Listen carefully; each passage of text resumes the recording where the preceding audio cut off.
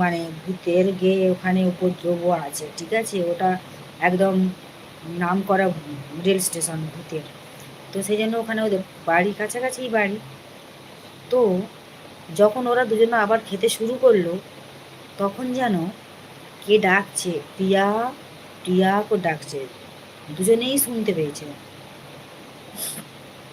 ঠিক আছে? এবারে সুপ্রিয়াও শুনতে পেয়েছে আর প্রিয়াও শুনতে পেয়েছে, দুজনেই শুনতে পেয়েছে। তখন প্রিয়া বলছে আমার মা ডাকছে। তখন সুপ্রিয়া বলে দাঁড়া, তোর মা কবার ডাকলো? তোর মা ডাকবেই বা কেন? তুই তো বলে এসেছিস মাকে যে আমি ওদের বাড়ি যাচ্ছি। তাহলে দাঁড়া, আর একবার ডাকুক, তবে জানবি তোর মা ডেকেছে। তা নাহলে তো ডাকবে না। আর তাছাড়া তোর মা তোদের বাড়ি থেকে ডাকলে এত দূর থেকে শোনা যাবে? তুই তো ঠিকই বলেছিস, দাঁড়া। বলে ওরা ওয়েট করতে থাকলো, কিন্তু আর ডাক আসলো না। তো যখনই খেতে যাচ্ছে এই সময় মোমবাতিটা আস্তে আস্তে তো গলছে, তো মোমবাতিটা নিভে গেল ফট করে। দিয়ে এবার